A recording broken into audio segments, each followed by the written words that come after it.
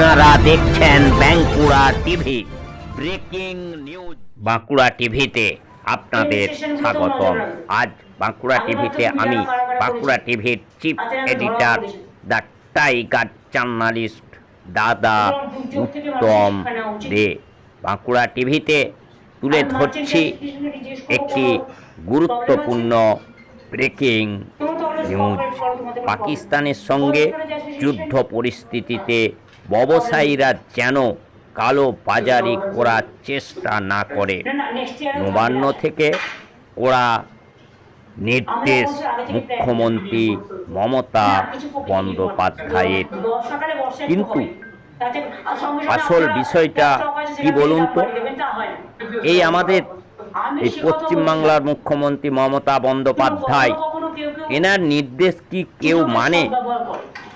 এমনকি তৃণমূলের যারা নেতা, তৃণমূলের যারা মন্ত্রী আছেন, তৃণমূলের যারা মানে ব্লক সভাপতি আছেন, তৃণমূলের যারা জেলা সভাপতি আছেন, তৃণমূলের যারা নেতৃত্ব আছেন, তারা কি মুখ্যমন্ত্রীর এই নির্দেশ মানেন? কারণ কি দেখা যাবে, নেই যুদ্ধ পরিস্থিতিতে এই পশ্চিমবাংলার বুকে, ভারতবর্ষের অন্যান্য রাজ্যের তুলনায় পশ্চিমবাংলার বুকে সবচেয়ে বেশি কালোবাজারি করবে ব্যবসায়ীরা। তার কারণ দেখা যাবে পশ্চিমবাংলার যারা ব্যবসায়ী আছে তারা তৃণমূল ঘনিষ্ঠ অথবা কোনো তৃণমূলের নেতা। তাহলে মুখ্যমন্ত্রী মমতা বন্দ্যোপাধ্যায় এই নবান্নে বসে, ঠান্ডা ঘরে বসে কি নির্দেশ দিলেন? তাতে এই ব্যবসায়ীদের, এই তৃণমূলের নেতাদের কিছু এসে যায় না, বরঞ্চ এই মুখ্যমন্ত্রীর এই নির্দেশের পর কালোবাজারি আরো বাড়বে, তাদের সাহস বেড়ে গেল। পরোক্ষভাবে বলা যায় যে মুখ্যমন্ত্রীর এই নির্দেশ, মমতা বন্দ্যোপাধ্যায়ের এই নির্দেশ, যারা কালোবাজারি যা করেন সেই তৃণমূলের নেতা বা তৃণমূলের নেতা ঘনিষ্ঠ ব্যবসায়ী, যারা তৃণমূলের নেতাদেরকে যারা টাকা দেন, ঘুষ দেন, তার বিনিময়ে কালোবাজারি করেন, সরকারি যারা অফিসার আছেন, থানায় পুলিশ যারা আছেন, কাস্টম ডিপার্টমেন্টের যারা আছেন, তাদেরকে টাকা ঘুষ দেন। মুখ্যমন্ত্রী পরোক্ষভাবে বলতে চাইলেন এই নির্দেশের মাধ্যমে, তোমরা কালোবাজারি করো, আমার যারা নেতা আছে, ভাইয়েরা আছে যারা তোলাবাজি করে, তাদেরকে টাকা দাও। আর আমাদের অফিসারদের, প্রশাসনিক অফিসার যারা আছে, পুলিশ প্রশাসন যে আছে, তাদেরকে টাকা দাও, দিয়ে কালোবাজারিটা চালিয়ে যাও। বরঞ্চ আমরা বলতে পারি, যদি মুখ্যমন্ত্রী একথা না ঘোষণা করতেন, এই না নির্দেশ দিতেন, তাহলে হয়তো একটা ভয় থাকতো এই কালোবাজারি না করার। কিন্তু আপনারা দেখবেন, কারণ আগেও দেখা গেছে আলুর দাম বেড়েছে, মুখ্যমন্ত্রী রাস্তায় নেমেছেন, পুলিশ রাস্তায় নেমেছেন, তার ফলে কি দেখা গেল না, ব্যবসায়ীরা আরো বেশি করে আলুর দাম বাড়ালো। তার কারণ কি, এই প্রগতিশীল আলু ব্যবসায়ী সমিতি, এরা কারা? এরা তৃণমূলের নেতা অথবা তৃণমূলের নেতা ঘনিষ্ঠ। দেখুন, থানার সঙ্গে যে এদের যোগ সাজস আছে, এলাকার নেতাদের সঙ্গে যোগ সাজস আছে, ব্লক সভাপতিদের সঙ্গে যোগ সাজস আছে। আমরা সেটাই দেখেছি, আলুর দাম মুখ্যমন্ত্রী পুলিশ প্রশাসনকে দিয়েও কমাতে পারেনি, তেমনি এই মুখ্যমন্ত্রীর নির্দেশ, এটা শুধু বুলি আওড়ানো। এই বুলি আওড়ানোর মধ্যে মাধ্যমে তিনি রাজ্যের ব্যবসায়ীদেরকে বললেন, পরোক্ষভাবে বলতে চাইলেন, বেশি করে কালোবাজারি করো, আর আমার যারা ভাই আছে, আমার যারা নেতা আছে, সেই ভাই নেতাদেরকে টাকা ঘুষ দাও, থানাতে টাকা ঘুষ দাও, সেই টাকা আমার কাছে আসবে, আর তোমরা রমরমিয়ে কালোবাজারি করে যাও, তোমাদের কোনো ভয় নেই, তোমাদের পিছনে আমি আছি। সেই খবর আপনারা দেখতে থাকুন একমাত্র প্রতিবাদী চ্যানেল বাঁকুড়া টিভির পর্দায়। আমি সে কথা বলছি না, কখনো কখনো কেউ কেউ সুযোগের সদ্ব্যবহার করে। মনে রাখবেন নেক্সট ইয়ার ইলেকশন আছে বলে আপনি মার্কেট প্রাইস বাড়িয়ে দিলে এটা নিশ্চয়ই আমরা টলারেট করবো না। হ্যাঁ হ্যাঁ বলুন। ব্রয়লার উৎপাদন আমরা ব্রয়লার চিকেন, হ্যাঁ নর্থ বেঙ্গলের যা প্রোডাকশনে ওগুলো প্রয়োজন প্রায় ডবল। আর যে কোনো কারণে প্রায় 1 বছর ধরে আসাম প্রোডাক্টটাকে সেল করে রেখে ট্রেন স্টেশনগুলোতেও নজর রাখবে। আগেবার তো তুমি জানো কারা কারা করেছিল, হাতে হাতে ধরাও পড়েছিল। সুতরাং দুর্যোগ থেকে মানুষের শিক্ষা নেওয়া উচিত। আমি মার্চেন্ট অ্যাসোসিয়েশনে জিজ্ঞেস করবো কোনো প্রবলেম আছে? তোমরা তো অলওয়েজ কোঅপারেট করো, তোমাদের কোনো প্রবলেম।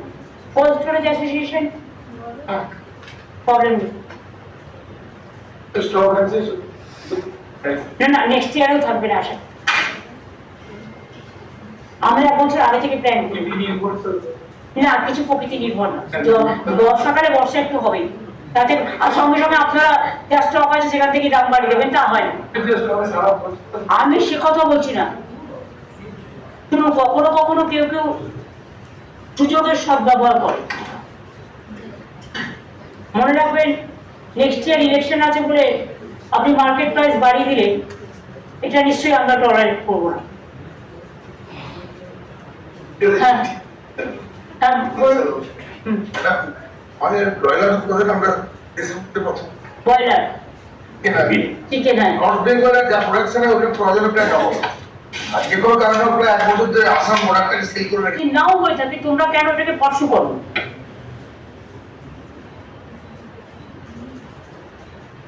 একটা কাজ করে দেওয়ার পরেও তোমরা বসে থাকো। Don't be proactive, always be negative. এটা কিন্তু আজকের দিনে হয় না এই চিন্তাধারা। আজকের দিনে সমাজটা কিন্তু হাতের মুঠো, এটা মাথায় রাখতে হবে। মানুষ কিন্তু সবকিছু লক্ষ্য রাখে। তুমি তো উইমেন চাইল্ডে ভালো কাজ করেছো, কেন এটা করতে পারছো না? আমি কালকে বললে কালকেই করতে পারি। তুমি করে ফেলো, সব শেষের সাথে কথা বলে। আমি দেখে দিচ্ছি। তুমি বিবেকের সাথে ফোনে কথা বলে না।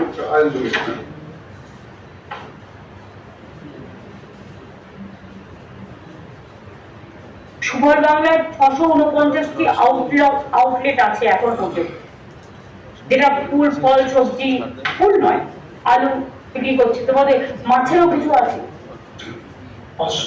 হ্যাঁ সুফল বাংলা মৎস্য ম্যাম একটা ডেট দিতে হবে, আপনার একটু ইনঅপারেট করা, আমরা রেডি আছি। কিন্তু অনেক জায়গায় তো সুফল বাংলায় সুলভে মাছ বিক্রি করা হয়। হ্যাঁ সেটা পারে, কিন্তু অফিসিয়ালি সুফল বাংলা মৎস্যটা লঞ্চ একটু করে দিতে রেডি হবে। আছে। শোনো, আমি যে কথা বলি, Building তোমার তো ready হয়ে গেছে। মনে করো আজকে উদ্বোধন হয়ে গেল। একটা Just take care, আমি যেটা বলছি সময়, এখানে আমরা সবাই আছি, ফুল ডিপার্টমেন্ট আছে। আমি তোমার বলে দিলাম আজকে এটা অ্যাপ্রুভ হয়ে গেল, এবার তুমি করে ফেলো কাজ। Don't wait for wasting the time. মানে আপনি করলে একটু লোকজন জানতে পারে। তবে আজকে বিক্রি করতে অল প্রেস আছে, মাছও সুপার বাংলায় বিক্রি করবে, এটা তো ভালো। যারা ভাতে মাছে থাকে তাদের জন্য সুখবর। তাহলে আমরা মৎস্য সুপার বাংলাটাও আজকে উদ্বোধন করে দিলাম। এরপর জবাব দেওয়ার দায়িত্ব তোমাদের। সুপার বাংলার 649টা আউটলেট থেকে মানুষ নানা রকম কম দামে পায় বাজারের থেকে। এই আউটলেট আরো অনেক বাড়ানো হচ্ছে। 50টা গাড়ি ইতিমধ্যে কেনা হয়েছে। এরপরে আরো 100টি জায়গায় আরো পরিষেবা দেওয়া। আমাদের একটা টাস্ক ফোর্স আছে, সবাই সব ডিপার্টমেন্ট, কনসার্ন ডিপার্টমেন্ট এবং পুলিশ থেকে শুরু করে আমাদের এনফোর্সমেন্ট থেকে শুরু করে অল ডিপার্টমেন্ট থেকে শুরু করে যেগুলো রিলেটেড ডিপার্টমেন্ট এবং চেম্বার অ্যাসোসিয়েশন, কোল্ড স্টোরেজ মালিক, সবজি মানে কৃষকদের পক্ষে, দোকানদারদের পক্ষে সবাইকে নিয়ে করা হয়। তো যেহেতু কালকে আমরা ডিসিশন নিয়েছিলাম আজকে করবো, আজকে করলাম। বাজার লক্ষ্য রাখবো রেগুলার, এবং আমরা চাই যে বাজার স্টেবল থাক, কারণ এখানে কোনো প্রবলেম নেই। এবং সেরকম কোনো ক্রাইসিস হলে তখন আবার মিটিং। আমার সবার কাছে অনুরোধ থাকবে, সবাই নিজেদের বাড়ি মনে করে, ঘর বাড়ি মনে করে, দেশটা নিজেদের মনে করে নিজেরা লক্ষ্য রাখুন। এবং এক্ষেত্রে কোনো রকম কোনো মাইনাস আমরা যেন দেখতে না পাই। এবং মিনিস্টারদের আর একটু প্রোঅ্যাক্টিভ হওয়ার জন্য অনুরোধ করবো, অফিসারদেরও।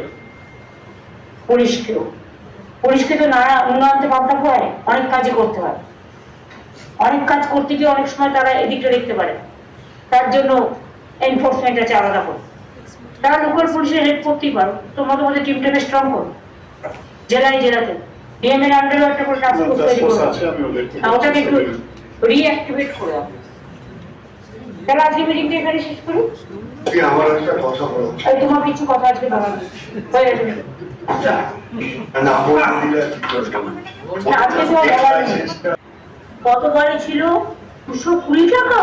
আগে হ্যাঁ, স্যার আমাদের যে আদা কম, আমাদের খুবই তা আমরা আদা চাষ করি না কেন? আমাদের এখানে আবহাওয়াটা আদার পক্ষে সুটেবল নয়, তবে আগের থেকে অনেক বেশি হচ্ছে। কি আবহাওয়াতে আদা না, পেয়ে এটা ওই বেশি ময়েশ্চার থাকলে আদাটা নষ্ট হয়, সেই জন্য এগুলো তা ময়েশ্চার নেই এরকম অনেক জায়গা তো আছে। আমরা এখানে করাচ্ছি, এখানে আদা হয়। পেঁয়াজ তো আগে তৈরি হতো না এখানে, এখন আমরা তৈরি হয়তো আপনি করি। বলার পরে আর বই তো করছি আমরা। হ্যাঁ হ্যাঁ, হ্যাঁ, তো আদার দাম বাড়ানো। আদার ডেফিনেটলি কোনো না কোনো জায়গা আছে এটা শুট করবে। হ্যাঁ আছে, সেখানেই বাড়ছে, এবং এই যে দামটা অনেক দেখছেন গতবারের থেকে অনেক কম। 220 থেকে 90 এসছে। আচ্ছা, রসুন আগে ছিল 280, 160। রসুন আমাদের এখানে চাষ হয় না। এখন হচ্ছে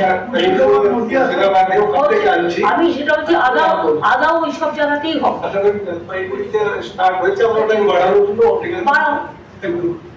আদার আমরা নতুন ভ্যারাইটিও বার করেছি, যেগুলো আমাদের এখানে দাম সুফল বাংলাও ভালো কাজ করছে, তাতে আরো নতুন 100টা আউটলেট হবে। মোট আমাদের প্রায় 300 আউটলেট তো এখন আছে, তাছাড়া অনেকগুলো দোকান হবে, সব মিলিয়ে প্রায় 700 আউটলেট হবে এবং বিভিন্ন জায়গায় বিক্রি হবে। এবং চাষিদের কাছ থেকে কিনে নিয়ে তারা বিক্রি করছে মানুষের কাছে সস্তায় দিচ্ছে, এটা কিন্তু বড় ব্যাপার। লঙ্কা গত বছরই ছিল 90, এবছর আছে 80। সুফল বাংলায় কোন তো সুফল বাংলা আমি দেখছি না, আমি বাজারের দাম বলছি। হ্যাঁ, আলু সুফল বাংলায় 17, পেঁয়াজ 21, আদা 80, বাজারে 90, কিন্তু সুফল বাংলায় 80। রসুন 130, বাজারে কিন্তু 160 সুফল বাংলায়। লঙ্কা 70, বাজারে কিন্তু 80। শসা 44 টাকা সুফল বাংলায়, 48 টাকা হচ্ছে কলকাতার বাজারে। শসার দাম এত বেশি কেন? এইভাবে চাষিদের হর্টিকালচারের থেকে আমরা সুযোগ দিয়ে, কে দেখে হর্টিকালচার ডিপার্টমেন্ট? এখন চার্জে আদারওয়াইজ মার্কেট দেখো 4000 পেঁয়াজ গুলা সরকারি সাবসিডি দিয়ে করা হয়েছিল চাষির বাড়িতে নির্মাণ। এই বছর আরো 1400 পেঁয়াজ গোলা নির্মাণ করে মোট 5400 পেঁয়াজ গোলাতে পেঁয়াজ সংরক্ষণ করা হয়েছে। আগে ধর 80 ছাড়া পেঁয়াজ আসতো না, কেউ কোনো ভাবেইনি, তাই পেঁয়াজ এখন নিয়ন্ত্রণে আছে। চলতি বছরে আরো 1300 পেঁয়াজ গোলা নির্মাণ করার জন্য অনুমোদন দেওয়া হয়েছে। সুফল বাংলাও এই পেঁয়াজ ও রসুন সারা বছর ক্রেতাদের কাছে বিক্রি করবে। এছাড়াও সুফল বাংলা যা করছে তাছাড়াও আরো 90টি বিক্রি করার কেন্দ্র স্থাপন করে চাষিদের থেকে সরাসরি শাকসবজি যেটা কিনছে, এরকম ক্রয় কেন্দ্র আমরা আরো 200টা পাচ্ছি। তাহলে আরো বেশি জিনিস সুফল বাংলা থেকে মানুষ সুবিধাটা পাবে। মাছ মাংসের দামটা একটু কমাতে হবে। মৎস্য দপ্তর কিন্তু রেস্ট নিয়ে, আমি তোমার বলছি শোনো, আমি অনেক দিন ধরে এটার পিছনে লেগে আছি। মৎস্য দপ্তরের আমি যতদূর জানি অনেকগুলো নিজস্ব পুকুর আছে। তোমাদের ময়নাটাও স্পেশাল দায়িত্ব দিয়ে করতে বলা হয়েছিল। আমি ইলিশ চিংড়ির কথা বলছি না, একটা ছোট মাছ বড় হতে 2 বছর লাগে। করছি আপনি বলার পর না করছি তো, ক বছর তো হয়ে গেল। তুমি না ছিল, তোমাদের আরেকজন ছিল, চেয়ার চলে যায় কিন্তু কন্টিনিউ তো করে। আপনাকে তুলে ফেলে, এখন আপনি বলার পরে আমরা তোমাদের যে 700টা আমি যতদূর জানি পন্ড ছিল এগুলো মার্কেটিং এর আন্ডারে, এগ্রিকালচারাল এর মাধ্যমে। ফিশারিজ এরও আছে প্লাস, সেখানকার মাছগুলো কি পর্যায়ে আছে, কি পড়েছে। আমাকে কেন বাইরে থেকে বেশি, আমার মাছের দাম কেন কমছে না তাহলে? মাছের দাম কন্ট্রোলে আছে ম্যাডাম, নজরে রেখেছি, দাম বাড়ে। আমি তোমার বলছি মাছের, আমার মধ্যবিত্ত গরিব লোক সেই সব জায়গাগুলোতে শুনুন, যার কোটি কোটি টাকা আছে তার কাছে কিন্তু এটা ম্যাটার নয়, সে কিনতে পারে, তারা বিগ বাজারে চলে যাবে, শপিং মলে চলে যাবে, সেগুলো তাদের কাজে লাগে। কিন্তু যারা মধ্যবিত্ত মানুষ তারা কোথায় যাবে? তার বুক ফাটে না মুখ ফাটে। সেই জায়গাগুলো চিহ্নিত করতে হবে এগুলো দেখে। আরো 250টা সুপার বাংলার দোকান তৈরি করা হচ্ছে, যেগুলো আগামী দিনে জেলা ওয়াইজে এমন করে ভাগ করবে যেন ফলটা প্রত্যেকে পায়। আর এক্ষেত্রে আমার মনে হয় বড় বড় মার্কেট গুলো সবচেয়ে আইডিয়াল প্লেস হবে। আমি বিগ বাজার শপিং মলের কথা বলছি না, ওদের একটা নিজস্ব চ্যানেল আছে, ওরা নিজেদের মতো করবে। আমি আমাদের যে সমস্ত মধ্যবিত্ত গরিব সাধারণ মানুষদের জন্য, কমনার্সদের যে সমস্ত মার্কেট আছে, সকাল দিয়ে লাইন করে একটা লাইন পর্যন্ত ভালো, লোকে পাচ্ছে বলে তো লোকে যাচ্ছে, তো লোককে এনকারেজ করতে হবে। টাস্ক ফোর্স যেটা আমাদের তৈরি আছে সবাইকে নিয়ে নিয়মিত নজরদারি চালান, যাতে কোনো দালাল হোর্ডিং করতে না পারে। এই সুযোগে আমরা কিছু লক্ষ্য রাখবো, কোনো কালোবাজারি যদি কেউ করে তার সব জিনিস গভর্নমেন্ট সিজ করবে। আমরা চাই না কেউ কালোবাজারি করুক, কারণ সাধারণ বিজনেসম্যান এগুলো করে না।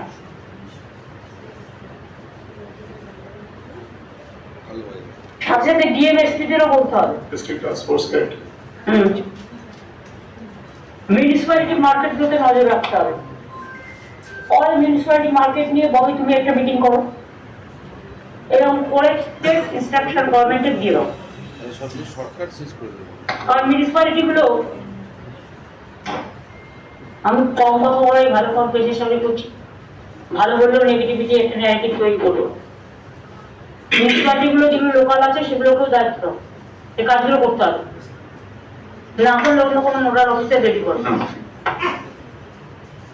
28 লাও 25-30 বাইরে বাজারে, কলকাতার বাজারে 24।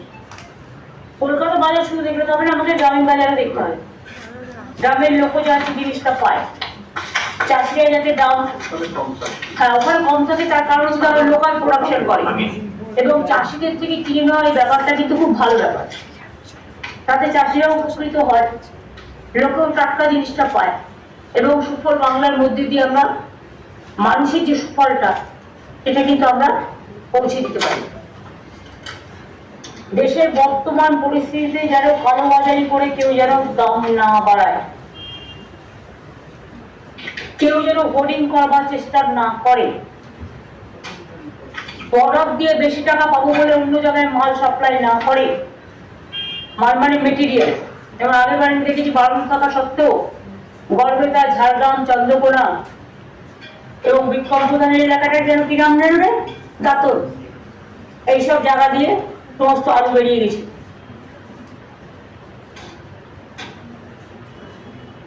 বর্ডার গুলোতে নজর রাখতে হবে।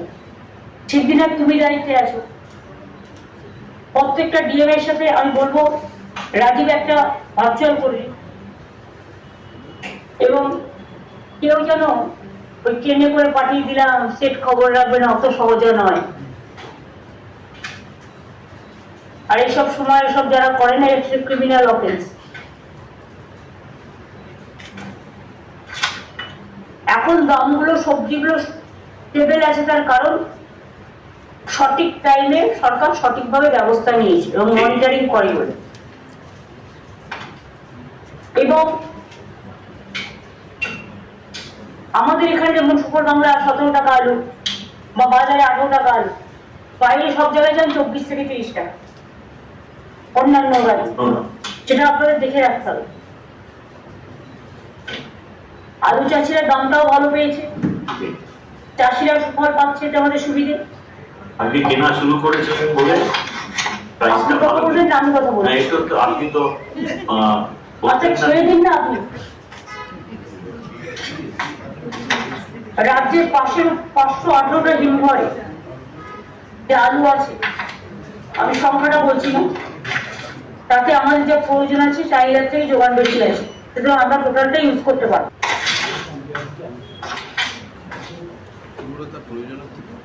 আমাদের রাজ্যে সুখসাগর জাতের পেঁয়াজ প্রচুর উৎপন্ন হয়। আগে পেঁয়াজ এখানে উৎপাদন হতো না, মাছ উৎপাদন হতো না, ডিম উৎপাদন হতো না, ইলিশ মাছ পাওয়া যেত না। তা কি থাকতো? ইলিশ মাছের রিসার্চ সেন্টার 2013-তে আমি করে দিয়েছিলাম দারুণভাবে। তারপর থেকে এখন ইলিশ মাছ ঢালাও এখানে পাওয়া যায়।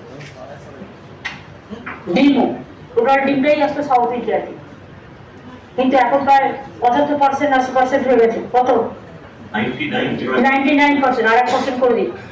আমাদের এখানে ডিমটা তার ট্রান্সপোর্ট খরচাটা লাগবে না, সস্তা হয়ে যাবে। ডিম প্রোটিন ন্যাচারালি বাচ্চারাও খায়, যারা ভেজও আছে যেমন নন ভেজও আছে। নন ভেজের মধ্যে মাছটা ডিমটা লোকে পছন্দ করে। মুরগি মাংসের দামটা একটু বেশি আছে, কিন্তু মুরগির মাংসের দাম বেশি আছে তার কারণ আমার যেটা মনে হচ্ছে, আমার বুদ্ধি হয়তো কম হতে পারে, এই যে 200 থেকে 210 টাকা যেটা হচ্ছে, মুরগির অনেক পোল্ট্রি আছে আমার, তো আমাদের তো হাঁসের পোল্ট্রি তৈরি করে দিয়েছি। তাহলে হাঁস আর মুরগি দুটো মাংস বিক্রি হচ্ছে না কেন? কম্পিটিশন যখন বাজারে আসবে, লোকে হাঁসের মাংস খায়। হাঁসের মাংস ছাড়ানোর একটা পদ্ধতি আছে, সেটা যারা মুরগির মাংস ছাড়ে তারাও জানে কি করে করতে হয়। হাঁসের মাংস নিয়ে যাচ্ছে কোথায়? হাঁসের যে পোল্ট্রি তৈরি করে দিলাম, ডিমটা পাচ্ছেন যেমন, গ্রামের থেকে সবাই হাঁসের মাংস খায়। আমি ছোটবেলায় খেয়েছি, কাজে এটা গ্রামে খুব পপুলার।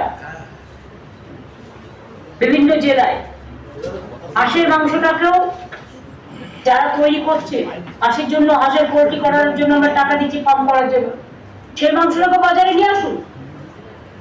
যত আপনি কম্পিটিশন মার্কেটে নিয়ে আসবেন, নানা রকম ভ্যারাইটিস, যার ইচ্ছে হলো হাঁস খেলো, যার ইচ্ছে হলো কচুপাটা খেলে, যার ইচ্ছে হলো মাংস খেলো, যার ইচ্ছে হলো দুধ খেলো, যার ইচ্ছে হলো ঘি খেলো, যার যার খাবারটা তো নিজস্ব অধিকার না। কাজে এটাকে দেখতে হবে আপনার।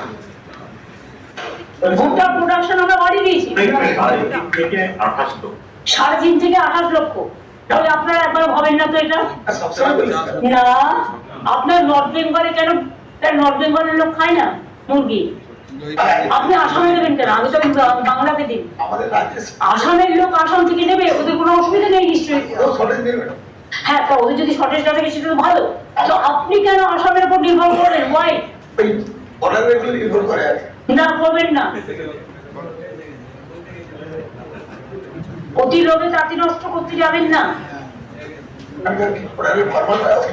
আপনার কোনো দরকার নেই। সুফল বাংলা কিনে নেবেন, নিয়ে সুফল বাংলা এগুলোকে বিক্রি করবেন।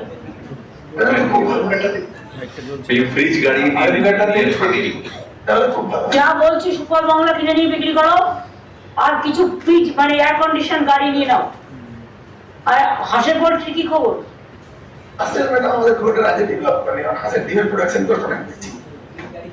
এই দেখুন, লোকে তো হাঁসের ডিমেই ঝোল খায়, মুরগির ডিম সেদ্ধ খায়।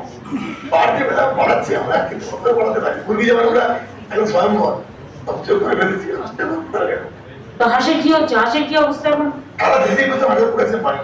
না, কিন্তু আমাদের এখানে আমরা হাঁস নতুন করে করছি, হাঁসের পোল্ট্রি হচ্ছে। কত হাঁসের পোল্ট্রি হয়েছে? থেকে বেশি। এখনো আমরা হাঁস ওয়েস্ট বেঙ্গল ইন্ডিয়ার সবচেয়ে বেশি করেছি। আমার পপুলেশন ইজ ভেরি হাই। আর আপনাকে বুঝতে হবে যে আমাদের বাঙালিরা মাছে ভাতে খায় বেশি, নন বেঙ্গলিরা ভেজ খেলেও অনেকে ডিমটাও খায়, দুধও খায়, আর তাদের ছেলে মেয়েরা অনেকেই বাড়িতে না খেলেও বাইরে অনেক সময় খায়।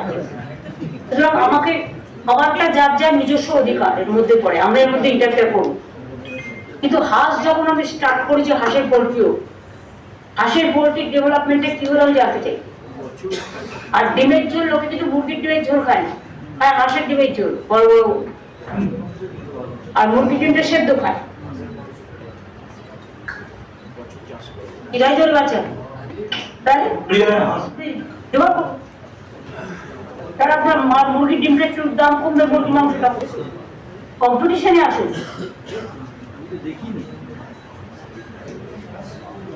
মুরগির এত মাংসের দাম এত হওয়া উচিত না বলে আমি মনে করি। আর আপনি বর্ডারে বিক্রি করতে বেশি আগ্রহী আপনারা। না না, আপনারা সুপার বাংলাকে দিয়ে দিন। আমরা দিয়ে দেবো 70 টাকা করে। আপনার যেটা এক্সট্রা থাকবে সুপার বাংলাকে দিয়ে দিন। একটু স্টক টেকিং নাও তো।